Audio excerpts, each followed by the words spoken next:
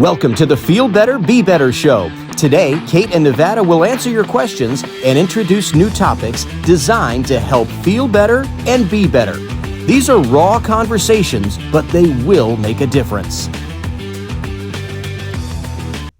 Can't think of a good song for this one. You almost be like, money, money, money. I was literally thinking that. Money. There you go. Yeah, you got my embarrassing thing for the beginning there. There we go. No, what are we talking? We're talking about, got me into all finances for the holidays and trying to keep yourself from overextending and the psychology of presents. Yep, all the fun stuff that everybody loves to talk about. Jeez. Yeah. But is really helpful. Because the last thing you want to do is not have power and water because you spent all your money on Christmas gifts. There's got to be balance. I mean, you just need to eat. Sure. I mean, nobody needs a shower. It's fine. I mean, if you run real fast at the store, you can get water for free. True. Okay. You may not be able to go back in. It might be just wait till it rains and just run around out in the yard. It might be hard to get a shower with bottled water, but I'm sure you can find a way to make it happen. I don't know. Either way, yep. Did my best to give you tips for holidays on finances.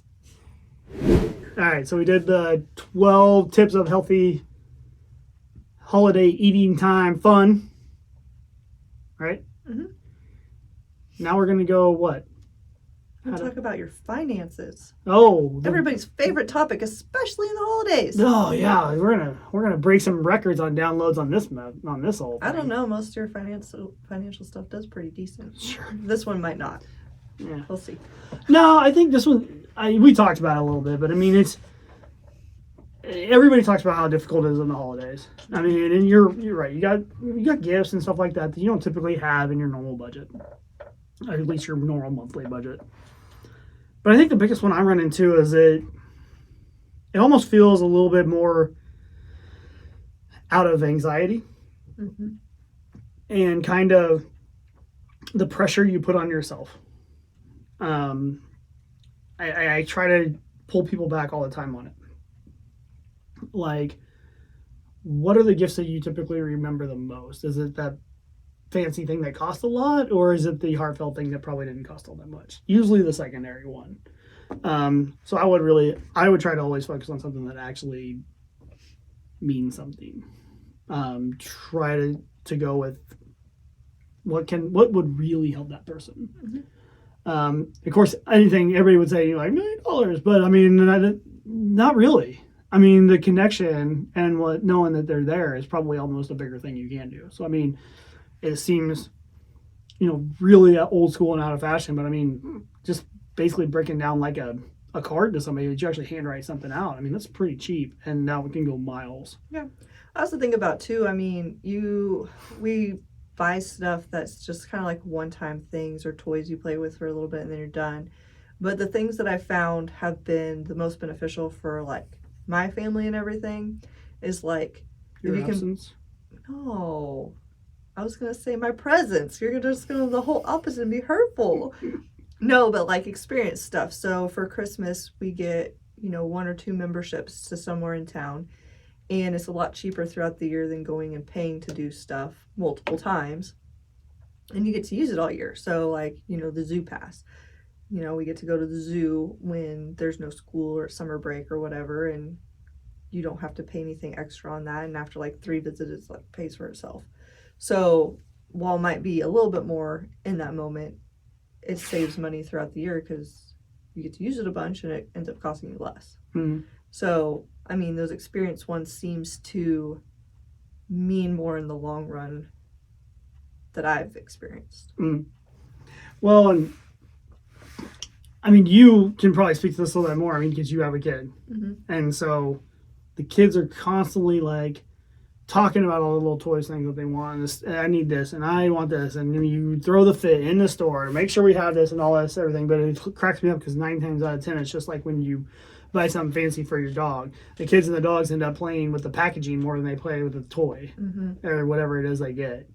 And I mean, ultimately, they found that for kids, time and attention is by far way more important than anything else. And so I know there's plenty of people that are going to say, with your teenagers that they definitely don't want time and attention with you. They do. It's just you got to make sure you're not always the right person, being the person that's always right with them when on that. Sometimes it's okay to just sit around and hang out with them, and just talk easy with them, and really try to connect with that little person that's growing there. Yeah. But I mean, we really focus with the kids. Really help try to draw the focus on what they don't have compared to what everybody else has, and that kind of gets you right into that whole thing of like, comparing yourself to your neighbors, which we all know never works.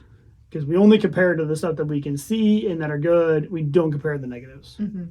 So I think you really it's a hard thing to do, but you need to come down to what works for you. And I mean, there's plenty of times where I've flat out told people, I'm like, I get it.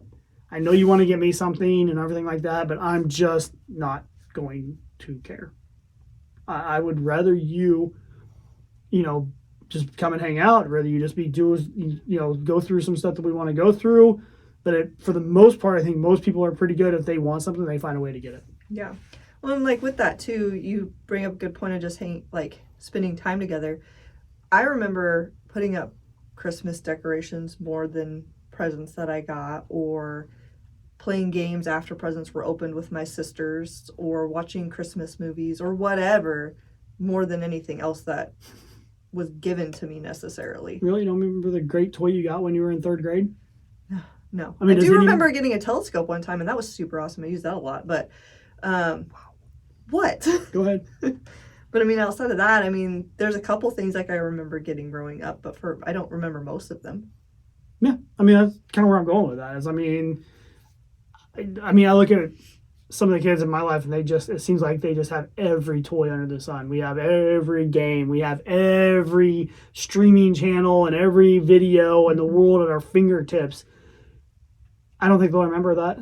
I think they'll remember the people that hung out with them, people that played games with them and did that kind of stuff with them. So I mean, keep that in mind when you're looking for that present. Yeah, it feels amazing when you get that really expensive, nice gift, and the kids are like, "Oh, thanks!"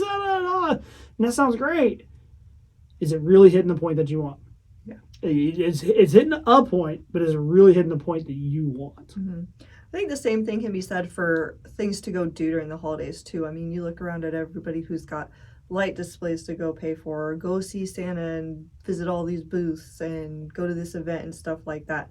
And while those are really fun and provide a good experience, I mean, like I said, just putting up Christmas lights on my own house for free was a ton of fun and a great memory that I remember. So it doesn't have to be this like ultimate extreme thing that you go do to spend time with someone for it to be a really fun and valuable experience. Well, I think some of the best connections can be made on that too. I mean, so helping your mom out with the family dinner. I mean, that's I used to sit in the kitchen. You'll usually get great connection on that one. Helping dad do the turkey or whatever you're planning on. If you're doing turkey, don't do turkey. Prime rib, totally prime rib. We talked about that today. But I mean, just what does he need to help out? He probably needs somebody to help him carry, get this utensil or do whatever. But I mean, you're probably going to get out and talk with you're them. Probably going to get way more out of that than watching the football game on the TV with some of the other people. And I mean, just I think for me though, I mean, I'm going to ask you how easy it is to fall into that trap, especially with your kids. I mean, it's so easy. I mean, Harper's at the age where she's 6, and she was looking through a magazine we got in the mail from Amazon and circled like 20 million things in there. And as a parent, like, it's easy to want to have her to have a good Christmas and get her what intentionally is supposed to be lots of little things. But I mean, it all adds up really quick. And like you said, they end up not using it or playing with it or whatever. And so, I've had to make certain rules for what our setup is going to be like. Like, I found there's quite a few things on it. I know a lot of people do it, but like where you get them something they want, something they need, something to read, and something to wear. And so, you're filling multiple categories, and they get a couple little presents, but it's not, you don't feel as overboard, and you get to have something fun that they want, but at the same time you get some other things that will help them. Like reading is always a great thing to do together and provides a good skill and helps them educationally, but something they need. Most kids don't like a need gift, but if it's part of like the thing that everybody's getting one, then it's not that big of a deal. And You can make them fun still. Now, out of curiosity, when she did the book, the Amazon advertisement, I didn't even know they did print. I'm surprised it wasn't I an didn't email. either. But anyway, when she did that, or gave you a list, either one, do you give it back and say something like, "This is a long list. I need you to reduce it some." No, because I can usually tell from what she brings up multiple times is the thing that she would really want and use, and what are things that are just like that she just saw and wants. But you definitely could. I usually just tell her, I'm like, well, you're just gonna need to make a list for, mom and dad and Santa and parents or grandparents or whatever, and you're not gonna get everything on here. And so, like, I mean, she does. You can tell how she talks about things, what's more important on her list than other things, but. Well, I just wonder. And like she circles random stuff, like she circled 3 different sets of headphones. Well, she didn't even have anything that plays music or TV or anything, so she didn't need headphones. So it's a want to just have it. They look cool. Like, I don't know. Okay. Yeah. Well, I think the thing where I'm getting at is, I mean, as the parent, you want your kids aren't real good about showing their affection, because I mean, you have to have a little bit of humility, which usually develops later in life. So it's kind of hard. You got to be prepared for the fact that you may not quite get that, except for in extreme moments. And then they're great. Yeah. But your role on that one as the parent is to help mold them into a effective adult. I mean, it's really sad my parents didn't try to do that with me, but anyway, Sure. Yeah. So when you really look at it like that, what is the actual thing that you want to be able to, develop in this Christmas time? And so I think for me, I just wonder on asking her to pare down and going like, hey, look, that's a lot of stuff. I don't think we're going to be able to do all of that. Do you want to maybe go back and see the ones that you really want? Yeah. And maybe it won't necessarily work. Maybe they'll come back with like 4 less.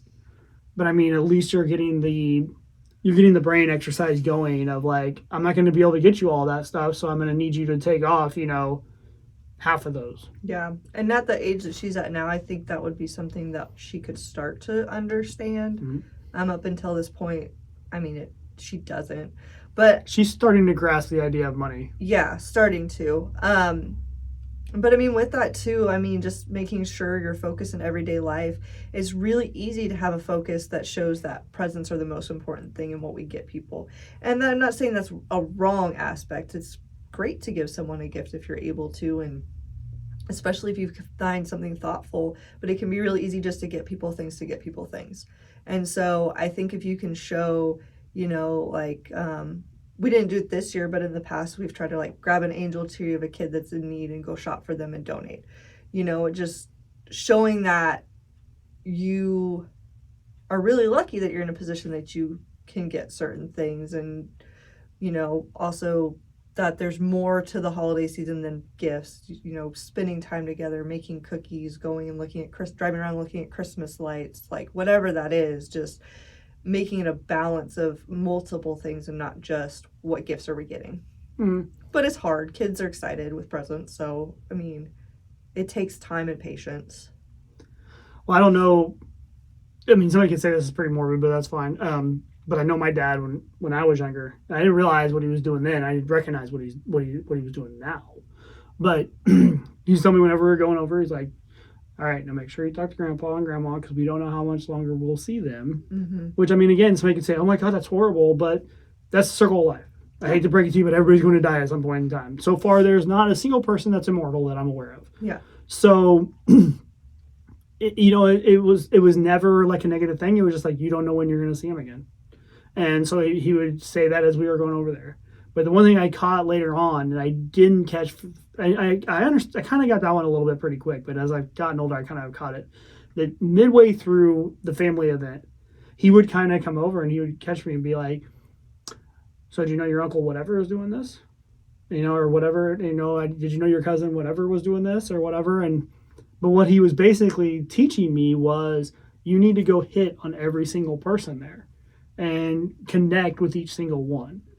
And And then and the biggest thing he was trying to teach me is the fact that it's like you need to spend that time and that effort to be able to be connected to people, which then you become almost a little bit addicted to it, a little bit like making sure you're there. But the biggest thing is if you're going up and asking a question, nothing connects somebody to you more than if you go up and ask them a question about them. Mm-hmm. They feel connected to that. So, I mean, there's plenty of people like, well, I don't know what to say. Go up and ask them a question.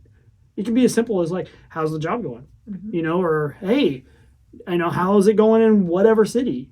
You know, I mean, you know, how's everything going with your kid? You know, I mean, there's all kinds of questions that you do that are so open-ended that can change every single day.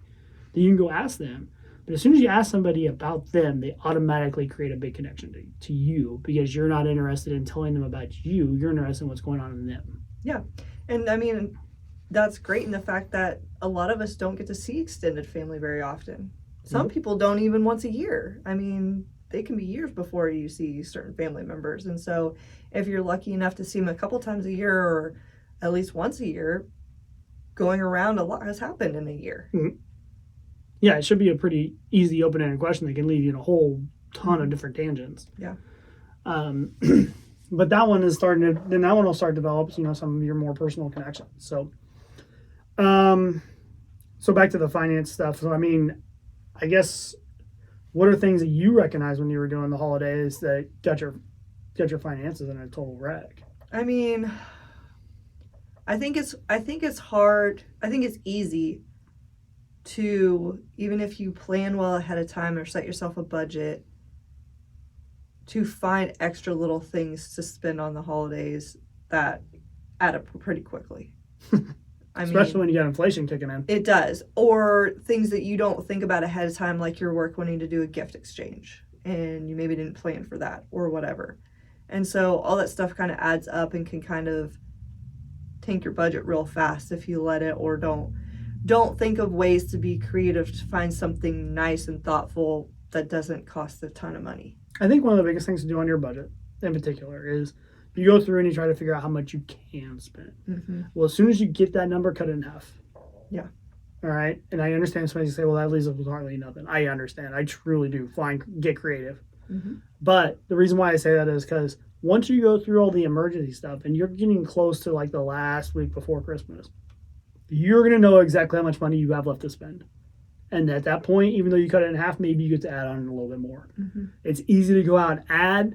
It's a lot harder to subtract when you already spent the money. Yep. So, I mean, I know you're going to miss the, you know, Black Friday deal or a Cyber Monday deal by doing that. But would you rather miss out on a little bit of a deal on something, or would you like to go ahead and have a little cushion in your life so you're not, oh no, I slid off the road in the ice storm and now I got to pay for, you know, taking care of my car. Yeah. Well, it's so easy to want to like make things the best possible that you can for the holidays, that then so many people get behind to where they can't pay their rent or other bills until later. And I mean, you would think that those should be things that you would cover first. So maybe that's another tip too, you know, pay your other bills first before you even go shopping for the month. Well, I mean, you should. I mean, we've talked about budgeting in particular. I mean, that's one of those things. I mean, you should have an idea of like, I can spend this much on Christmas, but then pull it back. Yeah. Because it's a lot easier to add at the end than it is to try to find other money at the end. Yeah. Finding money is really hard to do. Yeah.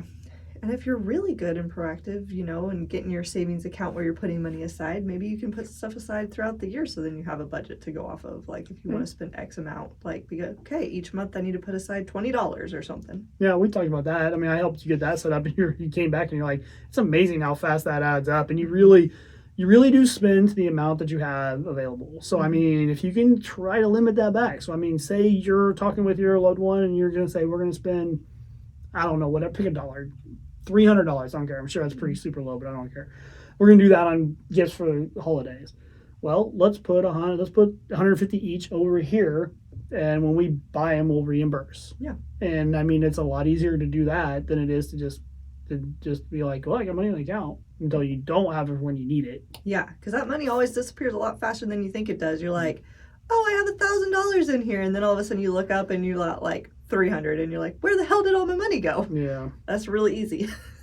Yeah, so I mean, yeah, set up budgets, set up certain accounts too. I mean, honestly, if you have a serious if you have a serious spending problem on your stuff, especially as a couple, just go to the bank, set up a new account, and be like, "This is our Christmas account." Or get cash. Yeah, or get cash. If you have cash, once it's gone, it's gone. Well, but I mean, if you do that, you can say at the beginning of the year, like, okay, last year we spent $500 or $1,000, whatever it is. So let's just put $50 each over there each month. Mm-hmm. You won't really miss the $50, but then when Christmas time comes around, you get $1,200 over there. Have a great Christmas. Go for it. Mm-hmm. And again, what I said, $1,200 seems kind of like a decent amount of money to me, but maybe that's not very much. I don't know. But I would say you can spend $900. Hold back $300. But you're gonna be like, yeah, if everything works out great, we'll go spend the extra $300 on maybe a nice dinner for the family or something. Mm-hmm. Or we'll go get prime rib instead of turkey. You know, always prime rib. Yeah, always. Especially holy. You just have it on the brain because you and Michelle talked about her prime rib earlier. You saw that picture. I know it was so huge. Good. I didn't even show you the picture where she finished them, and they oh my gosh, looks so good. Anyway, but I mean that allows you to have that wiggle room to be able to do that kind of stuff. Mm-hmm. But I think the biggest one to me is the psychology of it all. We want to be that hero that can buy the amazing thing for everybody. Everybody would love to be that person, but don't let it financially ruin you. Mm-hmm. I mean, don't let it get to where you're having late fees on your rent payment or your house payment or your credit cards or whatever it is. Sometimes it's okay to not afford something. Mm-hmm. And I think the biggest one is on your kids. You start doing that thing where you're just like, well, I want to make sure that they have everything they possibly could have. That's the same thing we talk about with spoiled kids. And I mean that in the nicest regard. Learning limitations, your true wants and desires is a part of developing that young mind. Yeah. There's a balance between nothing and growing up with nothing and having everything. There's a whole range in there that you can work with, that they get some of the things they want but still learn. Well, it doesn't matter what you get them. No matter what, one of their other friends is going to have something they don't have. Mm-hmm. You better get used to the fact that you're going to hear about, well, so-and-so's parents had bought them this. Well, yeah, you're not competing with the entire class's parents. Nope.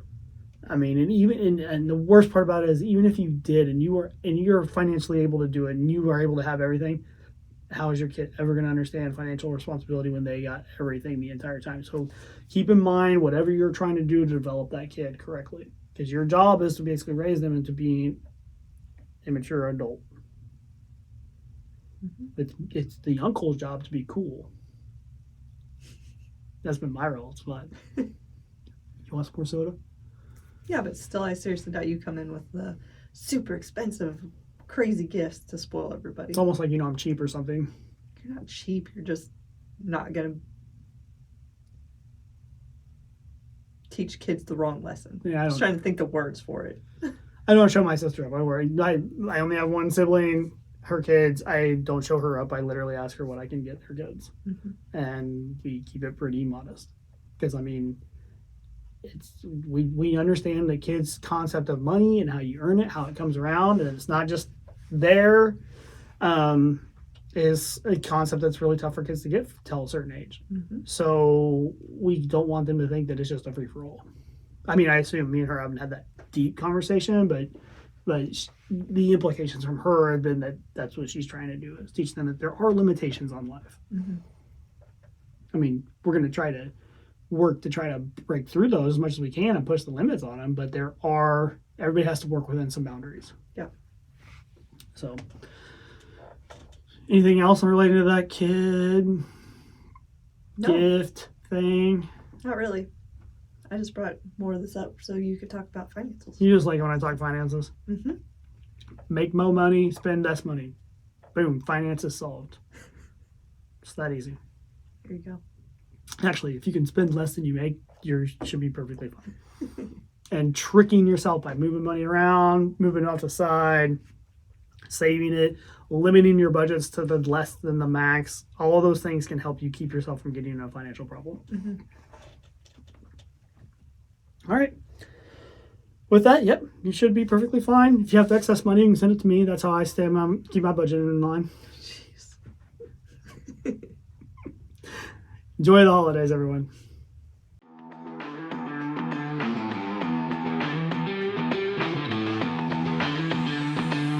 Thank you for watching Kate and Nevada. Hope you've enjoyed this show and found it useful and empowering. If you have any questions or comments, please contact them at kinetics.com. That's KNETICX.com.